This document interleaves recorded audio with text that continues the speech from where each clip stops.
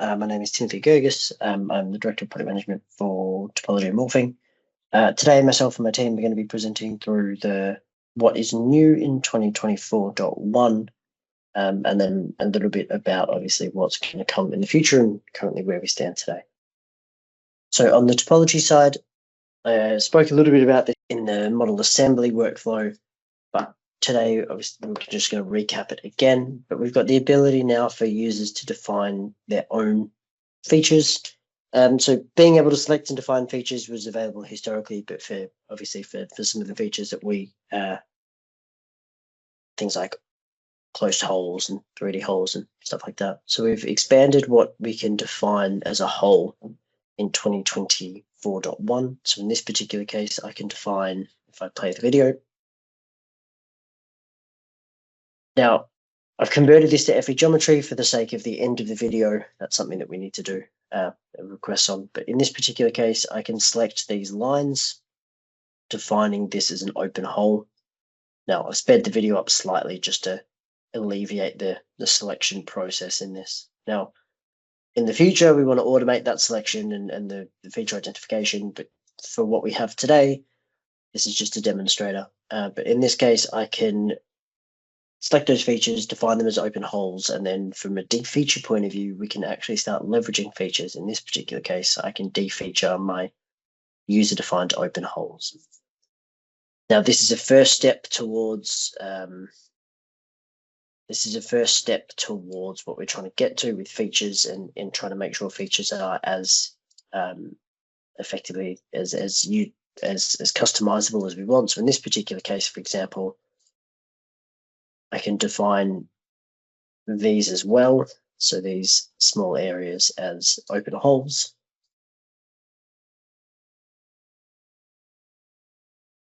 Again, when I jump across to defeature, I can defeature these as well. So just a small example of kind of what we're trying to add into the product in the future and kind of build upon going forward. But trying to make HyperMesh more flexible in terms of users defining what is important to them and how that works going forward. And for this particular case, we can defeature them, but I can also define them as a whole, and I can have connectors realized to them. So this is really the first step towards making features more usable and actually something rather than purely just for an identification purpose, but an actual functional model build process. So on that note, I will hand back over to Salim, who will go through the other aspects of what we're doing. Yeah, this is regarding the development towards the topology organization. So whenever we create a geometry, we ensure that sits in the right organization part organizations. So whenever we create a geometry, be it in shapes, lines, solid, sketch, extrude.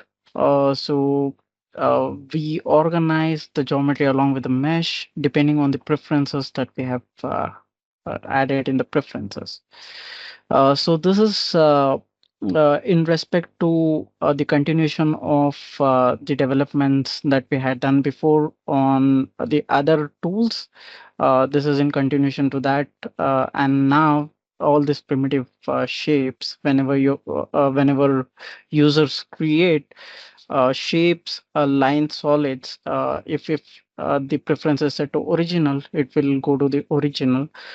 Say if they have created the shapes in space, and if the option is original, it will always create it as new because it doesn't has any reference to any geometry. So if if they know that they are going to create a shape in a particular part, then they can keep the option as current, and then they start working on creating the new shapes without actually having to create a new part. So this is the development towards centralization of the option and making it more usable and convenient for the users. So in continuation to that, we'll also be doing the same process for meshing tools as well. So wherein they are also organized depending on the preference set at the global level here. So with this, I'll hand over to Preetham for further developments that we have done on the topology. Thank you, everyone. So for 2024.1, we have been doing some consolidation of the tools for the usability improvements. Usually what happens is when people are working on editing geometries, they go through split, unsplit, stitch, suppress, unsuppress, or unstitch, all the tools.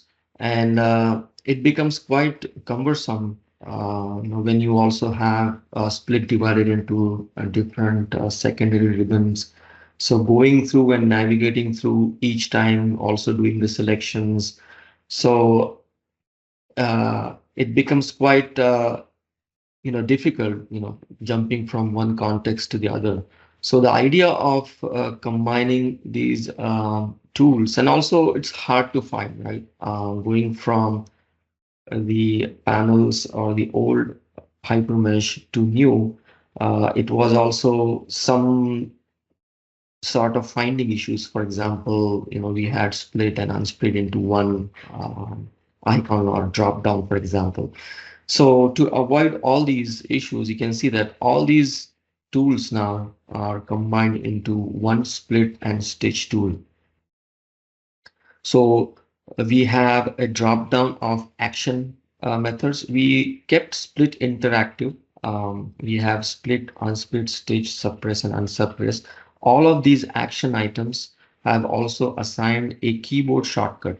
Now, the keyboard shortcut, you might say that it's not intuitive.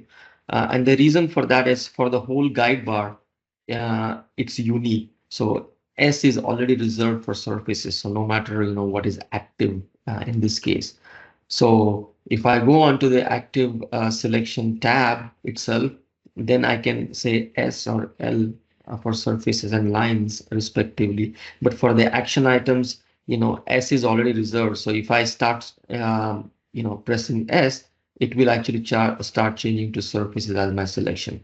So with those challenges in mind, we have underlined the letters. So T will actually circulate through split interactive, split, stitch, and also suppress.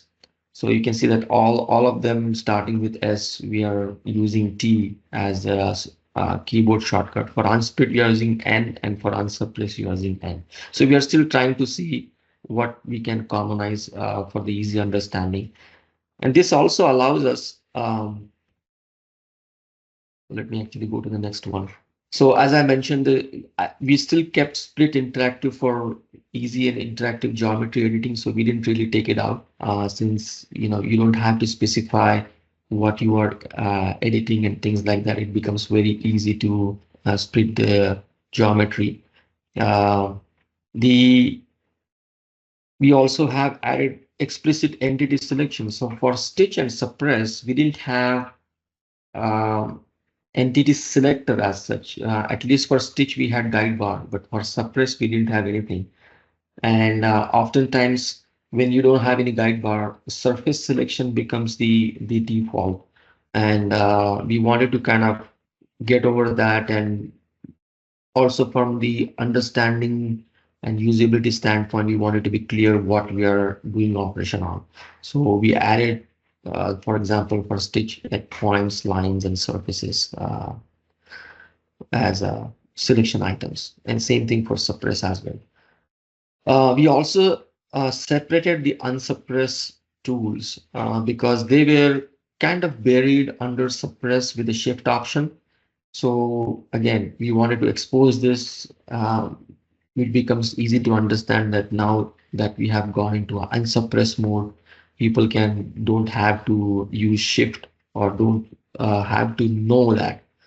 We still haven't removed those items necessarily because they are still useful. So if there's a power user, he can operate it using shift as well. but we do have separated unsuppressed too. And I think I already spent time on explaining the keyboard shortcuts for the tools and how they work. With a similar approach, we have done the align and project tool as well. So you can see that this tool has secondary ribbons. So we are kind of getting away from secondary ribbons and put it into action items. So we clearly defined align and project as two items. And depending on what you select, we have the guide bar entities change, and we added this along vector selection in the last version to make it much more easier to use. So I hope this consolidation resonates well with our users as well and our field team. Now I'll talk about the next couple of enhancements that we did, and the requirement came from mainly shipbuilding, customers, where they have kind of all the surfaces and lines on these surfaces, which they want, but these lines are not all the way going to the surface edges, as you can see this. So they wanted to trim this using these lines, but as you can see the result all the way across the surfaces. So keeping this in mind, we were working on a couple of improving our capabilities. So we tried it with using scripting by extending the lines and using imprint tool. But when you are doing scripting, it's there's no robustness in that, right? You cannot handle all the situations. So considering that in mind, we added actually split surfaces with lines, and I would like to thank our developer Boolant here, who came up with this idea of using Parasolid. He saw that Parasolid actually offers an option to also trim the surfaces with lines, but also extend it to the edges. So you can see that we added this option now, and on the right hand side, you can notice this option as well as how it works. So you can just select all the surfaces and the lines, and it will automatically trim and extend to the edges. So this is really a powerful functionality. I encourage people to use this. And getting to this, we were doing, as I said, a different options. So we also added under the topology imprint option line extension.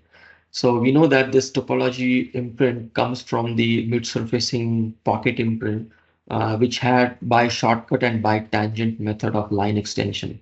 So we added by extend. So we actually extend the lines, and you can imprint the line. So the results are similar, but it gives you another flavor. And this is using our own tools under AFC. So. And again, based on the same functionality, when we were kind of progressing through it, we added the robust line extension also. Previously, what used to happen is that once the line is extended, the line kind of goes into an edit mode, in a sense that now it cannot be edited on to the other side. It can be extended only one end of the line. So we were doing some modifications, but it wasn't robust enough. So we did this in 2024.1 as well. So now the line can be extended any number of times and from both the ends. So if you want to do it this way, it's also possible.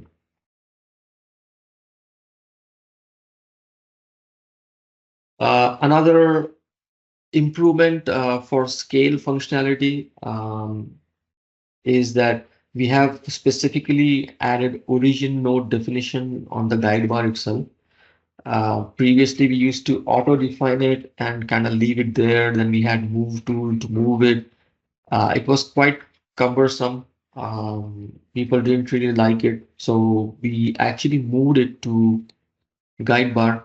Now this is just a location selector. So you can actually select this location anywhere on your screen, or it can snap to your current geometry, where you can use the scaling. Also, another small improvement we did is that whenever you enter the number into the micro dialog of the scaling, we used to execute scaling once you hit enter to this box, and people wouldn't really realize that they will also click on play button, so they would scale it twice unknowingly. So we have disabled this enter scaling. So now once you enter any value of the scaling, you have to hit on play button or middle mouse to actually execute it.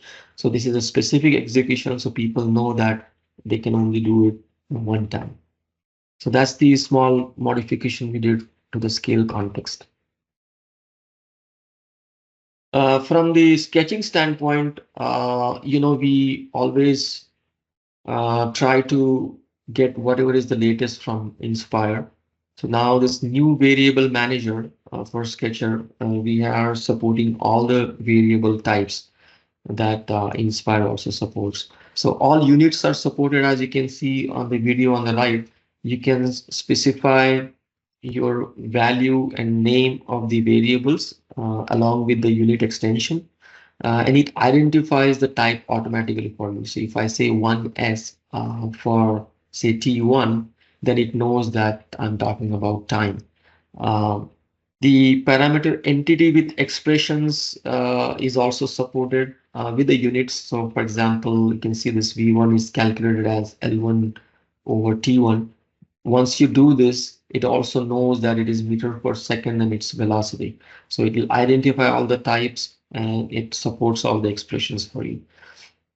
From the legacy standpoint, if you have existing parameters which doesn't have any units, they will be shown as unitless in the variable manager. And if there are any existing expressions which are not with units, then they will be evaluated and shown as unitless number under the parameter entity. So the now parameter entity also, you want to make sure that it is, once it goes into the variable manager, it adopts to the unit system. If it doesn't, then it shows unitless. But if you delete any of the variable from here, any of the parameter from here, then it still exists in your parameter under your parameter entity. But if it was an expression, it will evaluate that expression. So you can see that a lot of these expressions are also supported, and you can see it also gives you, 0 or 1 for some of the equality expressions. So very robust and very useful with variable manager supporting all the units. I mean, slowly we are, heading towards supporting units as a whole. But for sketching, definitely we are far ahead. And that's it from my side. I'll like to hand over to Stefanos for the morphing portion. Thank you. So hello everyone. I will be presenting to you the developments for Morphing for 2024.1. Continuing on the performance improvements for domain-based morphing that were introduced with 2024.0, further performance gains are introduced in 2024.1 as well. To begin with, 2D domain creation should be significantly faster now compared to 2024.0. Also, overlapping domains. This is the case when we have, for example, 2D domains and 3D domains at the same time. This, the creation of overlapping domains has also been significantly improved. Another thing that we have focused on is the auto functions create method for automatically creating all domains. And this as well has been improved significantly in terms of performance. Something that has changed is the cleanup operation for domains. Cleanup operations typically happen when we delete elements that are inside of domains or handles. Now the cleanup operation will occur when the user enters a morphing context. So for example, when the user tries to create a morphing constraint or the user tries to morph the model directly. So we did this to improve user experience so that if we delete elements or domains on handles, we don't slow the performance if no morphing is to be done directly right now. So when the user will enter the morphing context, the cleanup will occur, there will be a slight delay, and then the user will be able to morph the model. Also, morphing library has been furtherly improved. We started this with 2024.0 and we are continuing on this. The morphing operations should now be more verbose to the user so that the user understands what is happening and is aware that the program is running fine and is not stuck on stuck somewhere, so the program is more verbose to the user. And in general, domain creation is more robust without huge inconsistencies in creation times. This is something that we noticed that there were sometimes inconsistencies when we were creating domains. The same model, same conditions, just that the timings were very different. One run from the other. So this is something that we have fixed, and it should work without inconsistencies when we're trying to create domains. Now, something that I have some videos here that I want to showcase the differences between 2024.1 and 2024.0 for the cases that I mentioned above. So, as you can see here, I will create some domains, 2D domains. And we have both 2024.1 and 2024.0.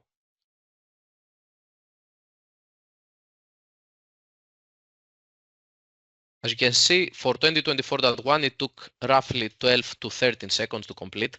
I have sped up the video for 2024.0 so as to not waste up time. As you can see here, we have a huge difference when creating 2D domains from 50 seconds down to 12 seconds. Same for overlapping domains. Again, we already have the 2D domains and we want to create 3D domains as well.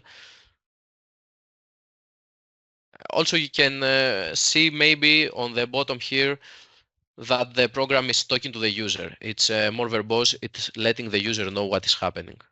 Again, in this case, it only took 5 seconds to create the 3D domains. Not a lot of 3D domains on this example, but because they are overlapping with the 2D domains, we had some performance drops due to this that we have fixed. Finally, with auto functions, again, this will create all the domains. So it will take a little bit more time because it creates 2D, 3D, and global domains as well. Again, 70 seconds to create all the domains for 2024.1. For 2024.0, I have sped up the video as well, and it is taking roughly 70 seconds for the operation to be completed. So to sum up, I would like to say that with all these performance updates that we have introduced starting with 2024.0 and 2024.1, domain-based morphing should be significantly faster compared with previous versions. I would also like to show you, showcase live, an example of the cleanup operation, so you know what to expect. We have a simple model here. We can create some, let's create using the auto functions. Some domains. This is a fairly simple model, not a lot of domains. I should also add that for the models that I was showing previously, the number of domains that were being created were 110,000 to 150,000 for auto functions. So it was taking 10 seconds for 100,000 domains roughly. So this is a significant improvement compared to previous versions.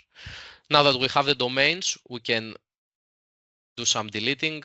Let's say we want to delete this domain, and also let's delete some elements, and also let's delete some handles. Now, as you can see, nothing has changed. The user is not doesn't notice a performance drop due to this, but when he will try to morph the model and enter a morphing context, let's say he tries to do a free morph, then as you can see, we assemble the domains, we do the cleanup operation, and now the user is ready to morph the model. So that is all from me as well. Thank you all for your time.